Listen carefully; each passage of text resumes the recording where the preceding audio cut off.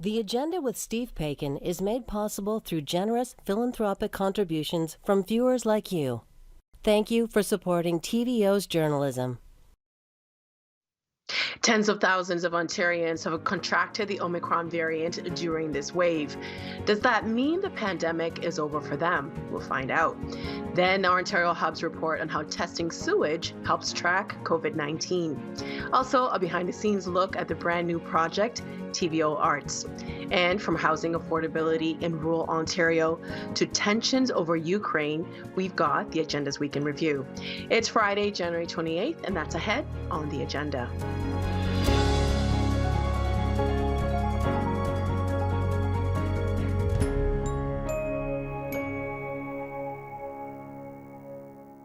As soon as the Omicron wave landed, it seemed like everyone suddenly knew someone who had been sick with COVID, often lots of people who had been very careful. As those numbers hopefully trend down, what do those who've recovered need to know about their immunity going forward? Let's ask, both in the provincial capital. Colin Furness, infection control epidemiologist and assistant professor at the University of Toronto, and Susie Hoda, medical director of infection prevention and control and an infectious diseases specialist at the University Health Network. Welcome to you both. Thanks. So I'm one of those people who's dodged, I keep seeing memes on social media of people who've dodged COVID over the past 2 years. And this is not to make light of it, but it seems as if now everyone knows somebody who's had COVID. And I wanted to start our discussion by reading some quotes of people who have had Omicron and recovered. This is what some of them have said. It's just a load off your mind. Even other people who haven't had it, I find, are more receptive to hanging out because they're not worried that I will spread it. I am so relieved. I don't have the luxury of working from home. Being slightly sick for a few days was a small price to pay for being able to go to work without feeling paranoid. And one person said there was a part of her that was happy that I, quote, got it. Colin, I'd like to start with you. If you've had Omicron and recovered, how should you be feeling right now? I can certainly understand why people would be expressing relief, partly because in these cases, they were fortunate to have had only a mild case. They didn't land up in hospital. They didn't land up with what sounds like long COVID. And so I think that would be quite relieving. In terms of their confidence about their immunity, I think the picture is less clear. COVID has been very good at evading our defenses. It's been very good at evolving. And it's entirely possible that people could be reinfected. We don't know yet. Omicron is still too new. What about the sentiment?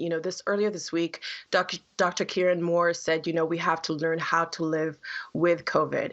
If someone hears that, how do you think they're going to receive that message? I think it depends on their stance. If you have parents of children under 5 who cannot be vaccinated and who are acutely aware of the rising hospitalization rates in that very young age group, it's extremely distressing, I think. And I've had many conversations with people in exactly that situation. Others have also been doing enough reading to know that this is a brain invasive virus and loss of brain tissue is a possibility. So there's a lot to be worried about. And when our chief medical officer of health says, let's just learn to live with it, I think that's upsetting to a great number of people. It's pretty dispiriting to me. And Susie, one of the people that I quoted said that their friends would be more comfortable hanging out with them since they've had Omicron. Should they be? It's a really difficult thing to kind of, wrap your head around. First of all, in the short term, after you've had an Omicron infection, yes, you're probably immune. And yes, the chances that you would, get sick from it again in that, say, 3 months or so after your infection is quite low. However, can you still pick up some of the virus and transmit to others? We don't really know. As Colin had mentioned, there's so much we still don't really know about the immunity after an Omicron infection. But I think a lot of these comments too are really just speaking to the enormous mental burden that this has taken, on people, having to think about, will I get infected? Won't I? What will it be like when I get an infection or if I get an infection? And that's where a lot of these comments are coming from, where people feel so relieved. But we have to be careful not to extrapolate too far from that. And Colin, just to build on what Susie was saying, we don't know very much. A lot of the data I think we're dealing with was the previous strains of COVID-19. When you hear people I think for some people, when they hear mild, they're not relieved, as you said, if you have children under 5, or if you're living with a disability, or if you're immunocompromised. How would you characterize the level of protection that Omicron gives people? As Susie said, we're just not sure. I mean, the evidence is mixed prior to Omicron in terms of whether natural immunity is better or worse than vaccinated immunity. Of course, there's multiple vaccines. There's probably genetic factors at play. I think there's going to be a wide range of individual responses, and so I think it's worrisome, or it's problematic to make blanket statements about safety with respect to immunity following infection. This is for many people an extremely dangerous virus. And we know many instances where people have been reinfected. That still doesn't tell us very much, except that we shouldn't be complacent. I think that would be the one big mistake to make, would be to be complacent. And Susie, this is a question for you both, but Susie, I'll start with you. Pre-Omicron studies have compared the level of immunity from a COVID infection to a single dose of vaccination, others a double dose. And we've been hearing from people say, I've had COVID, so I don't need to be vaccinated. How should we understand the level of immunity we get from vaccines versus infections? Susie, I'll start with you.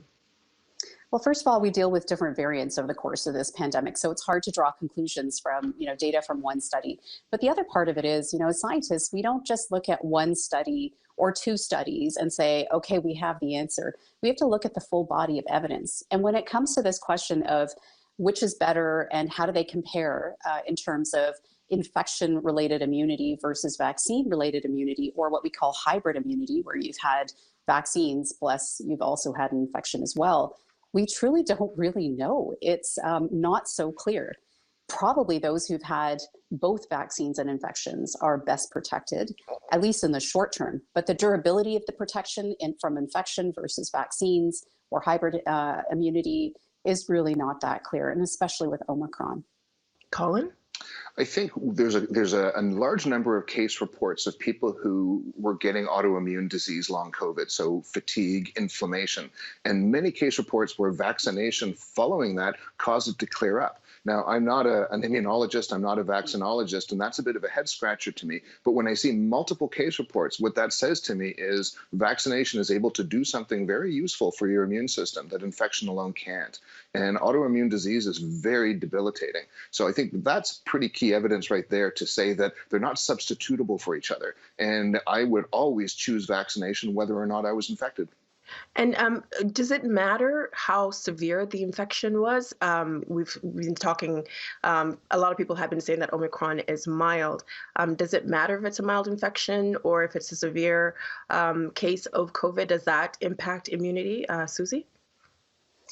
Well, in general, say you were not vaccinated and you got a very severe infection, it is possible that your protection and the durability of that protection from that infection would be greater than if you had a milder infection. But again, a lot of unknowns with that. And when we're starting to talk about an era where we've got highly vaccinated individuals, whether you had a mild infection or a more severe infection after you've been vaccinated, it's really hard to know whether that's going to make a difference in what your longer term protection would be.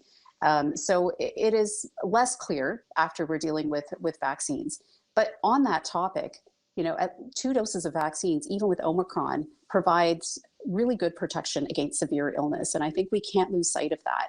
And that's really carried on across a number of different variants. So that kind of protection is really what our goal is, and why it is that we keep encouraging people to get vaccinated, and why, a 3rd dose actually is really important right now, because it improves those chances even further.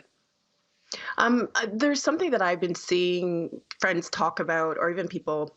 So I've also seen it shared on social media. So I don't know if this is disinformation or misinformation, but I thought I might just bring it up because we are seeing people who are double vaccinated and have the booster, but they are still ending up in hospital. Is this a matter of, the efficacy of the vaccines, or maybe people just kind of feeling as if they're invincible, and because they have that protection that they no longer have to be as careful? Colin? I think that we're going to see, and we have seen, a wide range of individual response. Just because you've been vaccinated doesn't mean that your immune system is fully functional. You might have risk factors, and there's a large number of them. You might have risk factors you don't know about. And so I think just to simply assume that once you've had the jab, you're good to go. I think that's, again, it's a problem of complacency, I think, and that's not something I would advise at all. This is a dangerous enemy, and I'm very happy for people who've only had mild cases. But let's also remember, this is not really a respiratory virus. It's got a respiratory phase, which may be mild or acute, and then it goes in across your system from your toes to your brain. And we know that 100% of child cases, no matter how mild they are, show markers for microclotting. That can lead to loss of brain tissue. So the mild respiratory phase doesn't necessarily tell you what you're dealing with. And Susie, just to build on what Colin is saying, because I guess for us to get to collective immunity, which has been said is going to be the end to the pandemic, we need to start with individuals. And I think the information is changing so much. And how do you communicate the seriousness of this virus when the information seems to be changing, and some people have now concluded that if I get vaccinated or not vaccinated, I'll get sick, and it's going to be a mild thing for me? It is increasingly difficult over the course of this pandemic, in part because no matter what you say or what the virus is doing, people are just tired of this, and I completely understand that feeling. But our behaviors are also affecting the overall risk, and we do have to be, keeping our eye on what the overall goal is. Yes, at some point we will reach a point where enough people have some immunity, whether it be by vaccines or through infections, that this will kind of peter out into something different, and it won't be as much of an impact on our society and on us as individuals. But we're clearly not there yet. And we have to keep up our behaviors up until that point. Information will continue to change. There are new variants that we're watching and may arise and come and, cause new waves of activity. And at this point, although everyone's feeling tired, I think we just have to be honest about what's going on and try and, rally around each other to help each other keep up and be resilient through these, next stages of the pandemic so we can get to that point. And I guess one of the stumbling blocks that we've kind of are feeling right now are the needs for vaccine mandates and, a smaller percentage of society pushing back on them. The European Union treats documented recovery from COVID-19 as functionally the same as vaccination in their vaccine passport systems. Should we be doing the same? Colin, I'll start with you. When you mandate vaccines, you do get this pushback from a small number of people, as you say, but it is a loud number of people. And it's a concerning sign because it starts to erode faith in science. It starts to erode faith in our political system. It's very, very disruptive. So I can see the appeal of diffusing that by saying, look, you can choose to get sick or you can choose to get vaccinated. So I see social advantages to that. But from a scientific basis, it's not clear to me that that's actually a very good idea at all. And so it's an open question. I completely understand the rationale for doing that, but that rationale is political rather than scientific. Can you help me understand? Because, from our conversation, it seems as if you do get vaccinated or if you do get infected, that it kind of is similar. If it is similar, would people who say that, getting sick with COVID-19 should be considered the same as getting a vaccine? Could you explain to us why that might not be the best thing to do moving forward? Well, the scientific evidence is mixed. You can find studies that say natural immunity through infection has better protection, and there are studies that find exactly the opposite. What that tells us is the situation is complicated. What that tells us is we don't know. And again, I keep coming back to that idea of complacency, the attitude that, hey, I've had this once. I had some past variant many months ago. I'm immune. I'm fine. The pandemic is over for me. That's really problematic because you can get reinfected. This does happen. And if you are complacent, you may be putting other people at risk who will not experience a mild case. And so I think when we're thinking about a vaccine certification system, we need to think about not just what people's feelings are and their attitudes are toward vaccination, we have to think about people who we're trying to protect, who are vulnerable, the very young, the very elderly, and people who have other health conditions that put them at high risk. And Susie? Yeah, I mean, I agree. They're kind of two different things. There's the issue of vaccine mandates to begin with, and then there's, what rules do you place around them? And I agree that there's, such limited data to help us understand if a natural infection related immunity or immune response is equivalent to what we've seen with vaccines. And we've really studied the vaccines and how long they've protected people across different variants and how that is impacted on, hospitalization risk. And we have a good understanding of that. So it is hard to then, try and pull it all together. Ultimately, it's a decision that just had to be made. Are we going to accept an infection as equivalent to, vaccines with the limited information we have that it may or may not be equivalent? Or are we going to say, you know what, just get vaccinated. We'll take that as your proof of immunity and end it there. The decision was made here to just accept the vaccines. And so I think we follow that for now. And if the information changes and it becomes acceptable down the road to actually accept an infection, as long as a system can be developed that people can actually show evidence that they were infected and that they recovered from it and what the date of that was, then perhaps that can be entertained down the road. I wanted to read a quote from an Atlantic article from January, and they write, this may well be the last COVID surge that plays out in such a staggering fashion. We may, for a time, get a touch of reprieve. Even if a new antibody-dodging variant screeches onto the scene, there are limitations to how this virus can evolve, said Marian Pepper, an immunologist at the University of Washington. By this point, perhaps many immune systems will have seen enough to anticipate what hijinks the virus lobs at us next. This question is for you both. Colin, are we all safer now coming out of Omicron? Well, we may well be. It's such a contagious variant. It's displaced other variants. And in that sense, it could be good news. In other words, maybe we just have this one foe. I'd also say that it's so contagious. It's estimated to be just about as contagious as measles, or maybe more so. That's the most contagious thing we know. And so it could well be, as that quotation suggests, that it's come up against the upper limit of contagiousness. And if it's doing that and not causing widespread death, that's actually a really good news story. And if it infects enough people, and if we do enough vaccination, would it burn out? That could be how Spanish flu ended. We don't know, but that's a plausible scenario. It's an attractive scenario. It's one that I hope happens, but unfortunately, I don't think it's the only way forward. And Susie? I'm not sure I agree with everything that Colin has said. I think it feels like a lot of people have been infected. And in fact, with, changes in testing criteria, it's hard to know exactly how many people have been infected over the course of this Omicron wave. My sense is there are probably still a lot of susceptible folks out there, who haven't been infected. And vaccines will continue to protect us to some degree. But I think that when you pull it all together, to me, it seems likely that we will see subsequent waves of activity, hopefully not as robust as what we've seen with this Omicron wave, but we can't really say. We really don't know what's going to come up in the next little while. Eventually, as is mentioned in that quote, we will have enough broad population-based immunity from both the vaccines and infections that, yes, we will have fewer hosts that will get infected or be susceptible to infection, and this will peter out. Is that going to be in 6 months? Is that going to be in 2 years? That is anybody's guess.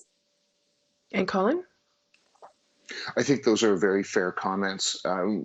This virus has outwitted us at every stage. And I think there's a graveyard of predictions of we're done and we're out of this that I think are embarrassing to those who have uttered them. So, the idea that maybe we're at the end because Omicron is so contagious and got everyone, that's one scenario. But as Susie says, there's a lot of opportunity for a new form, an immune escaping form to reinfect or to continue to infect pockets of people who are susceptible. No question. Does this make it more probable that we're near herd immunity or not? Susie? Herd immunity is a really tough thing to define when it comes to a pandemic like this. I don't think we're quite at a point where we've sort of gotten to a tipping point where, so many people are immune after this surge that we're not going to have a subsequent wave. I'm actually expecting that we might have little blips up and down. The real point to be watching for is, can we manage? Can the healthcare system continue to function without being overwhelmed? How sick are people going to get from this, and what's it looking like in terms of waning immunity, and whether we need to, ramp up booster doses and such. That's what I think the near future is going to be looking like. I don't think herd immunity is something we should focus on at this point. I think it's about, why not? How do we manage? Because, like we talked about, different variants come up and they change the picture. And I feel like when people anchor to a concept like, we'll all just get immune and it'll be over, it's a little bit too black and white compared to what the scenarios that could arise over the next, several months could look like. We've already seen Alpha and then Delta and then Omicron. And, we know that BA2, one of the sublineages of Omicron that we were very familiar with here right now, is something that's on the rise in different areas. We just don't know what it's going to look like if it comes over here and starts to take off. Will it set off another surge, or will we have enough pre-existing immunity from the BA1, this current version of Omicron, that it won't impact us so much? My position is, when there's so much uncertainty of what the future will be like, don't anchor on one concept of, herd immunity, it's going to be over. You have to be flexible. You have to be willing to accept the fact that, things will be better, but we have to continue to react to what's going on, and we can't just dismiss it as it's done. And Colin, I think a lot of us are kind of crossing our fingers for herd immunity because we want this thing to be over. But following what Susie said, is herd immunity now considered an impossibility? I would prefer to look at herd immunity as a question of degree. I don't think we should look at it as a yes, no. It's just flip a switch and we have it or we don't. We clearly have a lot of population immunity to COVID now. If you could imagine some isolated population that had never been exposed to COVID, Omicron would rip through it with devastating effect. We don't have that. So we do have some population protection. The idea that the virus is going to disappear completely because of population immunity, it seems attractive, but also elusive. And so I think I really, really agree with what Susie had to say. Latching on to that one concept to say that's the way out of this, I think is wishful thinking, and wishful thinking usually leads to disappointment. We have maybe 60 seconds left, but something that I keep thinking about is that it just feels as if we're at maybe like a tipping point where people are just so tired of the situation that we've been in. What would you say to people who might say, I'm not getting a third shot, I'm not getting a fourth shot. This is the situation that we're living in, and this is, I'm just going to live my life. I'll give you both 30 seconds. Susie, I'll start with you. Yeah, I actually think a third shot is really important at this stage, because we have good data that shows it improves your chances of actually being protected against symptomatic infection, but more importantly, it will improve your chances of not getting a severe infection. And I think, again, we have to keep our eye on what the goal is, and that's to be able to manage with Omicron and with other forms of COVID around. I don't think there's sufficient data to think that a fourth dose is going to be necessary for everyone in the short term. Perhaps in the future, we'll need to have additional doses to boost our immunity if it wanes. But, I think that there will also be developments in terms of what those booster shots can look like, and perhaps some more research into more universal sort of SARS-CoV-2 vaccines that will protect us against multiple variants that might arise in the future better than our current vaccines. And Colin? I think I'll boil it down to something very simple. How soon do you want this to be over? If you want it to be over soon, do your part and get vaccinated. More vaccination is better. And I would absolutely second what Susie just said. We may, and I think we will, end up with a better vaccine that is more robust against a wide range of variants. But vaccination is something that's easy to do. And if the more people who do it, the sooner we get out of this. Colin and Susie, thank you so much. We know you're really busy, and we appreciate you taking time out to explain these complex things to us. We really appreciate your help. Thank you. Thanks for having me on the show.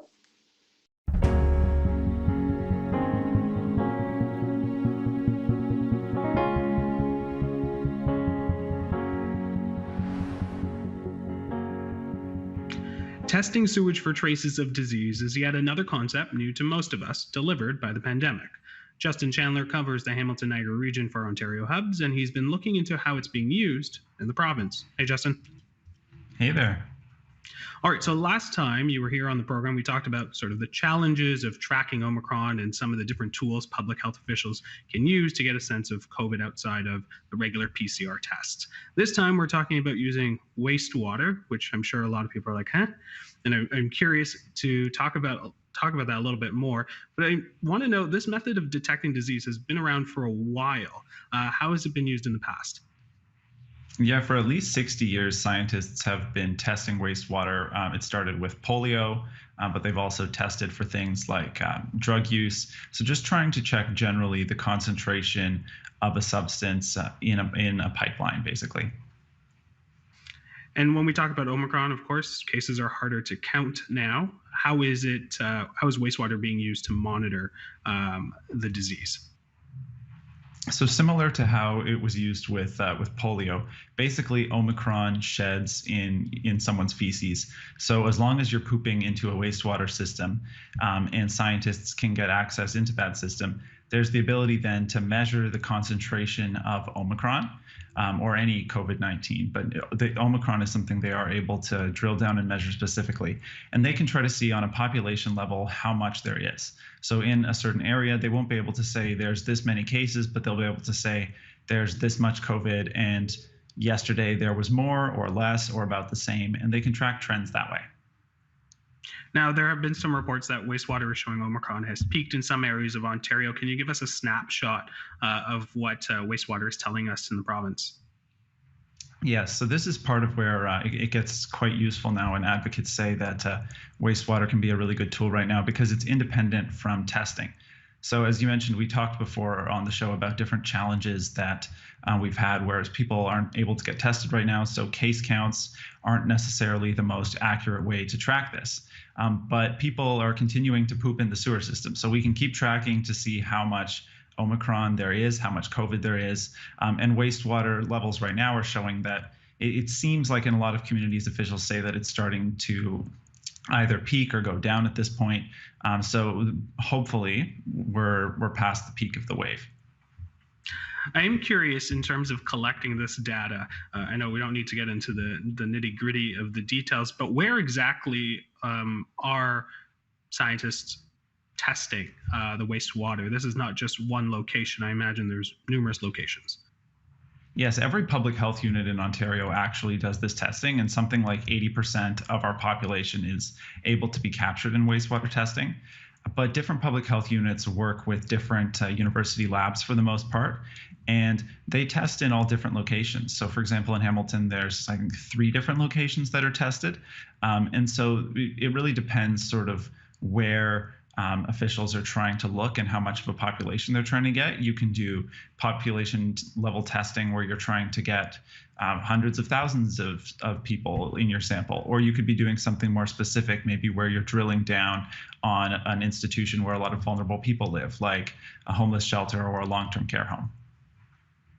All right, so let's talk about sort of some of the issues that come with wastewater. It isn't necessarily the perfect way of testing. What are the ways that wastewater monitoring doesn't necessarily reap results?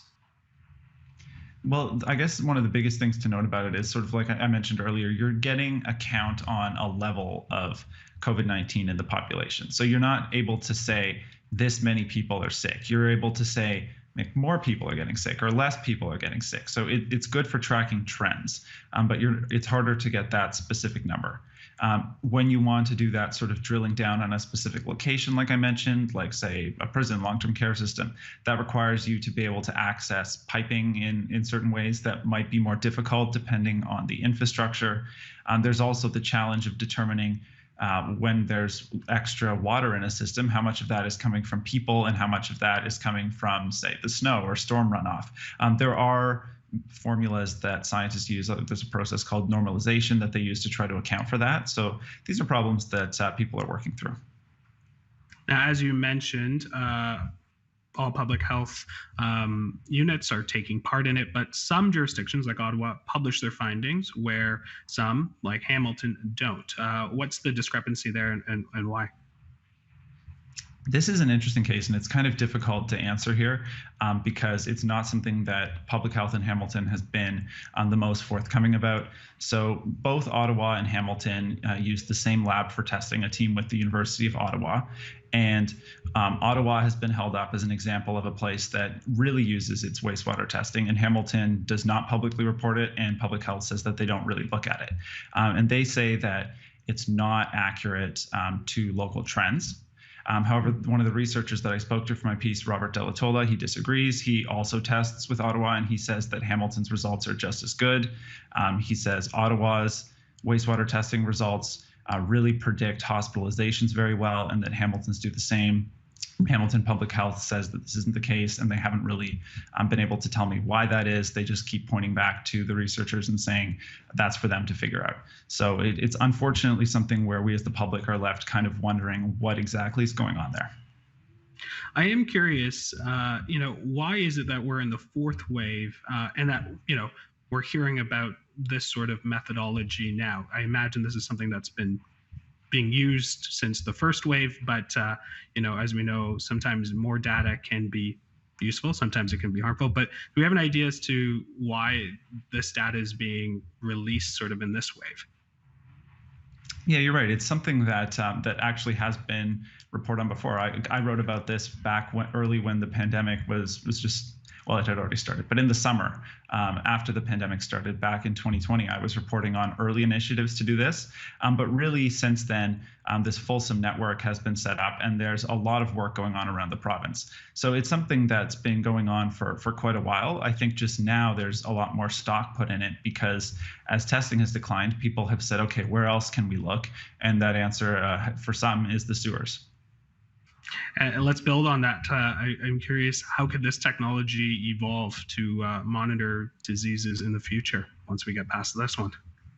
Right. That researcher I mentioned, Robert De La Tolla, he told me he thinks that this infrastructure that we have now with all these different labs connected to public health and working with one another throughout the province, that's something that we could really leverage going forward. And maybe we can be checking for influenza. Maybe we can continue checking for substance use. Maybe there's a different illness or ailment that will show up in human excrement that we can start testing for. And really, he says wastewater has shown to be an economic way of testing a lot of people. It doesn't rely on people specifically going in for testing.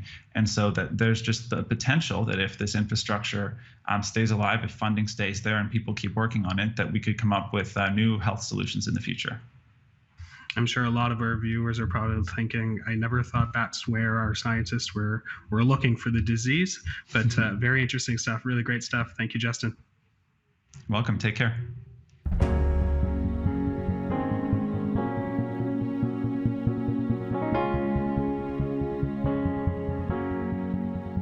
Visual art can tell many stories at once, inspire us, and expand what we understand about the world.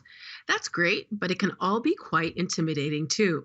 A new project here at TVO called TVO Arts hopes to help, making some iconic Canadian art more accessible to all.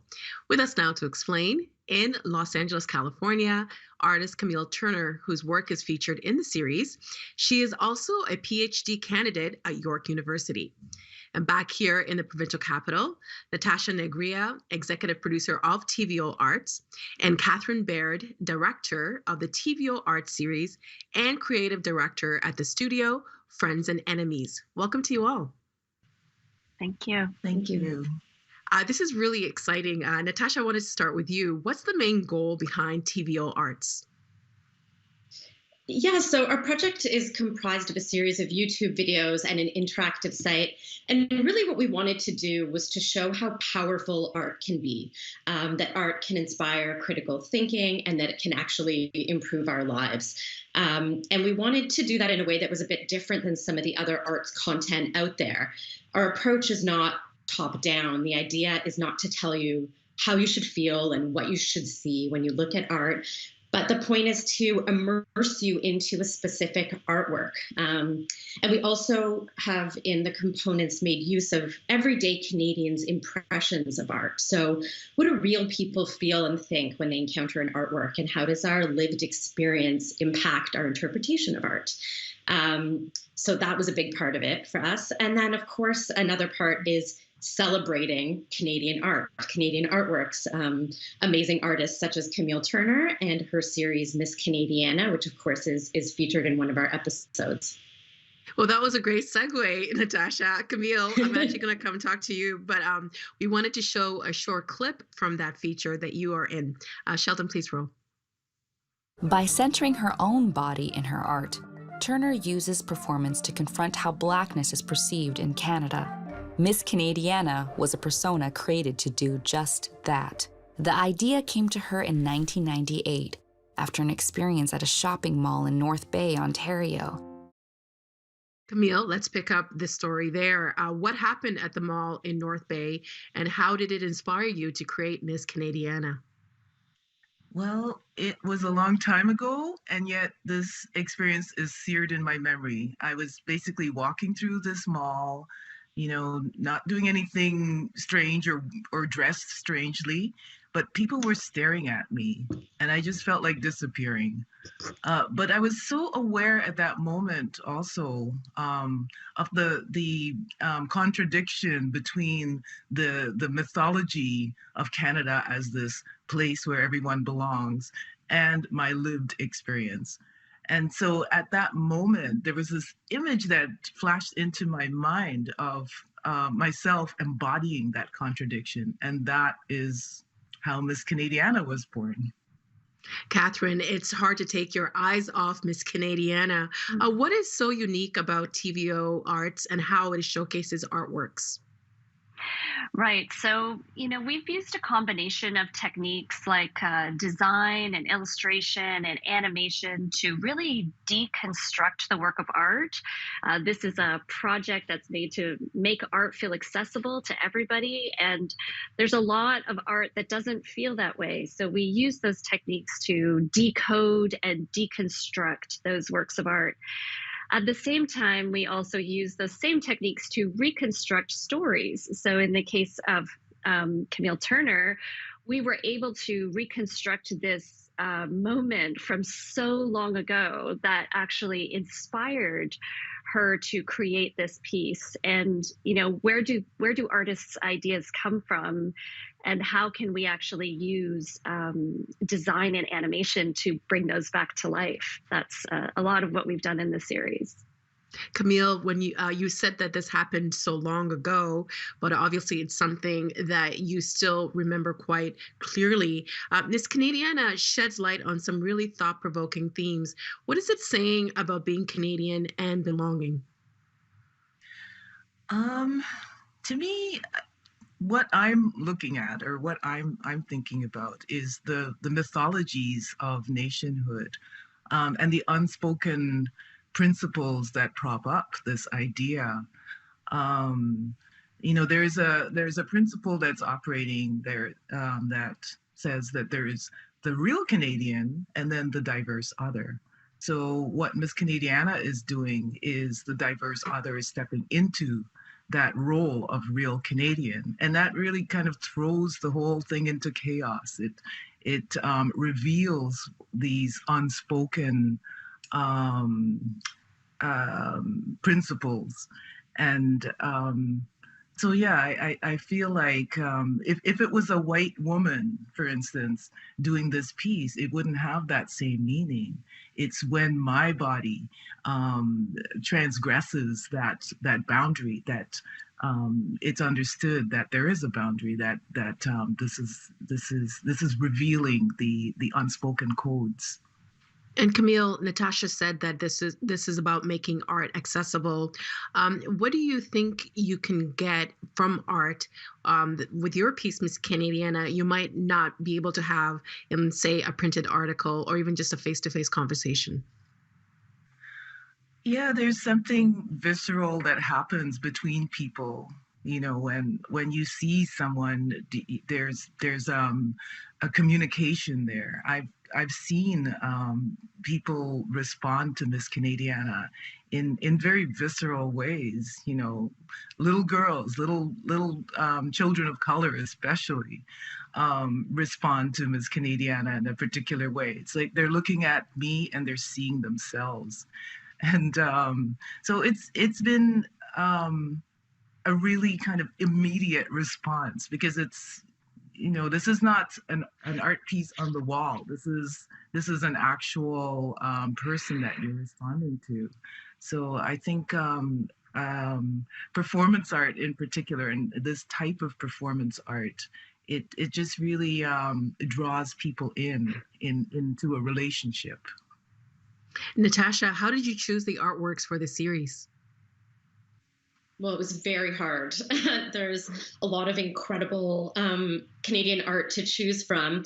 But, we really wanted to choose artworks, obviously, that were visually striking, but also artworks that could spark curiosity and be conversation starters. Our hope is that all sorts of people will want to watch the videos and experience the website. But another part of this project is also that there could be classroom use, so that teachers could use the videos and these artworks as a starting off point for conversation with students. So we had to keep that in mind.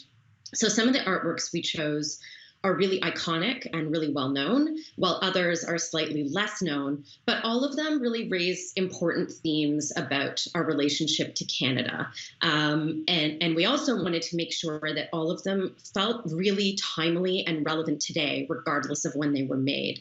So, for example, one of our episodes centers on Emily Carr's very famous church in Yukon Village. And it was made in 1929, but it very recently underwent a name change, so it's still being talked about today. And there's also Jeff Wall's Sudden Gust of Wind. He's a conceptual photographer, and in this piece, he's depicting the instant that a gust of wind blows by. But it actually took more than a year to make this photograph, and it's completely staged and manipulated. And what Jeff Wall is doing is he's saying that photography is as much a creation as a painting. And he's drawing our attention to the fact that images can be completely constructed and fake. And of course, this is something that is incredibly relevant and important in the digital worlds we live in today. In our final minute here, Catherine, why was it important that the videos and website are quote unquote an experience? So the whole goal of this project is to make art accessible, and our experience is really the concept of being a personal trainer for art. A lot of people don't feel that art is for them. They don't know how to connect with art. And our goal was to give people the tools and understanding to how to engage with any work of art, even if it seems inaccessible or you don't understand it. Our goal is to give you those tools in order to be able to have any kind of engaging conversation about a work of art, and feel that it's, there's no wrong answer. Your answers and your ideas are all valid. We can't wait to see this roll out. Congratulations, everybody. Thank you so much for spending some time with us tonight. Thank you. Thank you.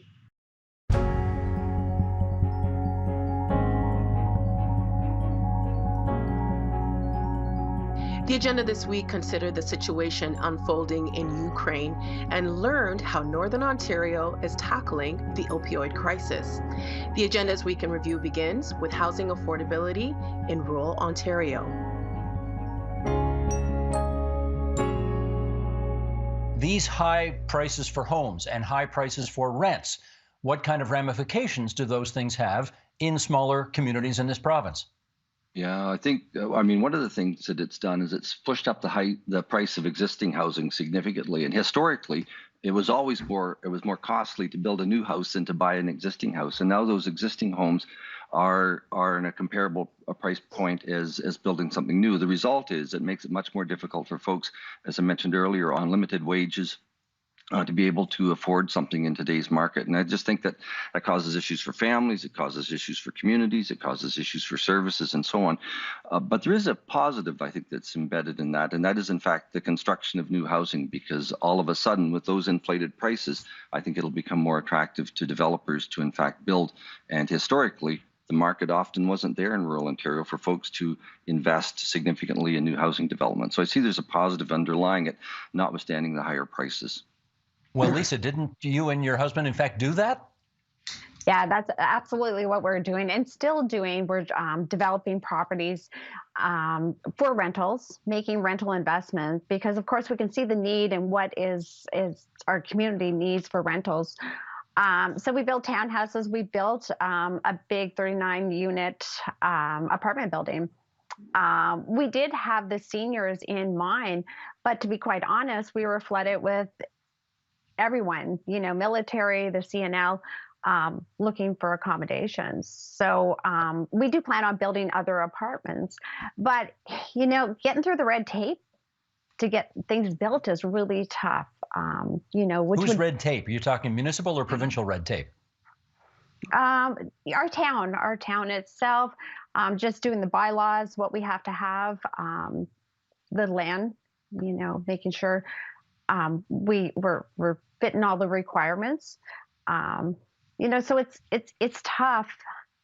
We have the investors that want to do it. It's just being able to build it and being able to support the rents once we build it. And once you've got it built, how tough is it to rent it out? It's not at all. The only problem is the rent's back again. They have to compensate for how much it costs to build things nowadays. Mayor Jones, I heard some story about a farmer who rented out his fields in your neck of the woods. What's the story there? That's the idea of them. People come in from rural. Their place is in the village or the local community, and when they no longer can sustain themselves, or as in this example, rented out the farmland, the family was out of luck. They couldn't stay in the community where they had lived their whole lives, where their friends were, where their families and their church were. And I think you'll find that particularly rural mayors, we take this personal because we know these people. They're our neighbors. The mayor in a small rural community is the first person who gets a phone call about whatever, not related perhaps to municipal issues. So we really feel for these people when there's an exodus of seniors out of small rural communities to the urban centers because we can't provide them with rental accommodation.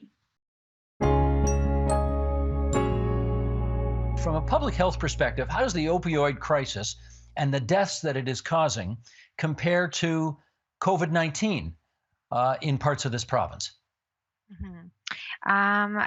I think the bottom line is that they are comparable at this point, orders of magnitude in terms of what we're seeing of the impact of the opioid crisis and related deaths is dramatic and hugely concerning. I can speak to the numbers in my own region, which is Simcoe and Muskoka, during which, over the course of the period of time in the pandemic for which we have data on opioid-related overdose deaths would be from April 2020 to June 2021. We saw 195 people lose their life to opioid overdose during that time. The comparable COVID-related deaths in our region were about a quarter higher than that, around 246 deaths. So it's a similar number. And I think it's also important to note that people who are losing their lives to opioid overdose are much more often a younger age. 60% of the individuals here who lost their lives during that time were between 25 and 44 years old. So they're in the prime of their lives. Every life, no matter what the age, of course, is of great value, and we want to prevent those deaths, but it is noteworthy when looking at the impact. So lots of differences, of course, between COVID and opioids, that the situations can't be directly compared, but I do think we can say that the opioid situation, the scope of it is huge. The impact is dramatic. It was prior to the pandemic, and it is only worse now. Michelle, how would you describe the opioid epidemic in Timmins? Well, I would definitely describe it as a crisis. It's interesting that you should ask the question to the doctor about how the numbers compare between COVID and the opioid crisis. And quite frankly, up in Timmins, there are more deaths due to overdose than there have been related to COVID. So it does show the magnitude of the issue that we're dealing with here. I would also say that arguably everyone in Timmins does know someone that's been impacted by the opioid crisis. And so I would say that has driven us in the past few years to really take strides in terms of trying to address this issue locally. But it's a major issue that our municipality and the region is struggling to deal with. Crystal, as I get you into this discussion, let's just get some background on you, because you've got experience on this file in a way that others do not. First of all, you're in Sudbury right now, but you're originally from where? I'm from Wakwamacong, unceded Indian territory on Manitoulin Island. So I am First Nation. I am Indigenous. I do possess a lived experience. So that's what I wanted to get into, because you've been trained as a social worker, but I gather you don't call yourself that. You call yourself a peer. Why is that? I refer to myself as a helper. I don't like the term social worker. I began this type of work as a peer, so supporting other women within the very circles that I sought help within. Naturally became an advocate and guided into the field of social work. I found in order for my voice to be heard, I needed to have an education. I needed to be on par with colleagues and to be able to have a voice at tables that we're designing policies to meet our needs as people struggling with addiction. I don't anticipate a military attack by Russia before February 20, and I will explain very shortly why. The Russian military escalation right now is a three-dimensional approach. First, it's against Ukraine, which must always fear an imminent military attack by Russia. Second, it's against the European Union powers, so to say, to show their geopolitical irrelevance, because they cannot prevent a military attack from happening. But most importantly, it's also an approach that is actually aiming to position Russia in the long game, in the systemic rivalry between China and United States, to upgrade the positioning of Russia. And so to say, by showing a military muscle, Putin is trying to leverage right now against both the United States and China for different reasons. Interesting. And we will follow up on all of those very interesting points as we continue.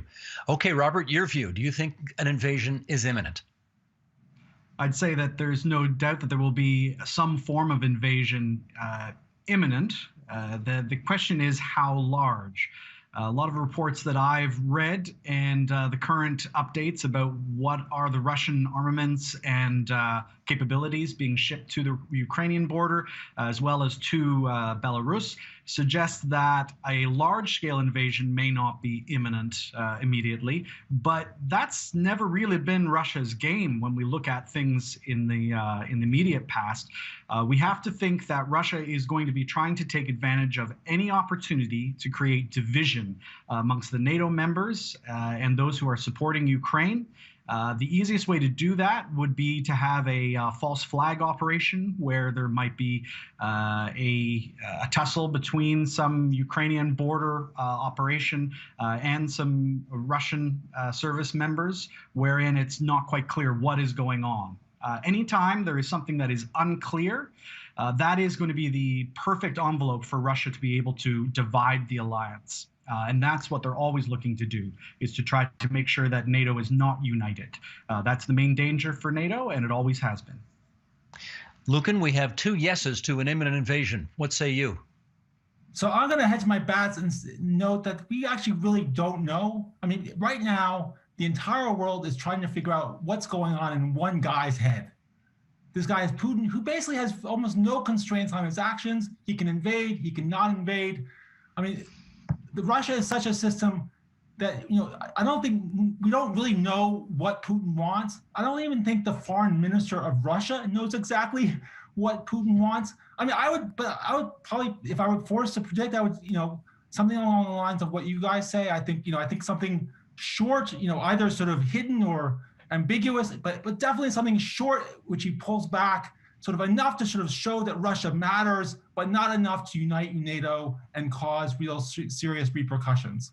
That's what I Well, let's acknowledge off the top here that nobody, you're quite right. Nobody knows. Only one person knows, and he's not saying yet. But we obviously want to hear what you three have to say, since you study the state of play over there a great deal, and we want to get a sense of where things are at.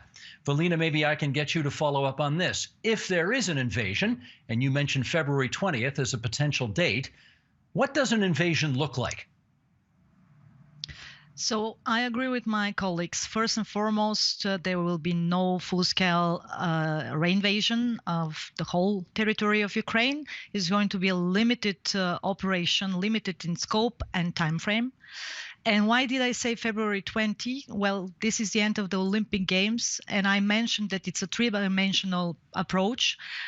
So currently, Putin sees this optimal window of opportunity to test the readiness of the United States for bilateral talks with Moscow. That's the first and most important thing. He wants to erase the European NATO members from the equation. He wants to talk directly to Biden. And it's actually about future concessions by Washington. If Washington, at some point of time in the long run, really intends to lure Russia away from China, that's the first thing. And secondly, Russia simultaneously coordinated diplomatically its view on Ukraine with China's view on Taiwan. Let's not forget that. That's happened in December, which I think is also important because this two-front scenario will create a lot of problems for the United States and for the American allies in the future. That's just some of what we covered this week. You can find the full conversations on our website, tvo.org, our YouTube channel at youtube.com/theagenda, or our Twitter feed, twitter.com/theagenda. And that's all for this Friday, January 28th, 2022. Monday, Understanding Long COVID. I'm Nam Kiwanuka. Thank you for watching TVO and for joining us online at tvo.org. Have a great weekend, and Steve will see you on Monday. The Agenda with Steve Paikin is made possible through generous philanthropic contributions from viewers like you. Thank you for supporting TVO's journalism. Ontario Hubs are made possible by the Barry and Laurie Green Family Charitable Trust and Goldie Feldman.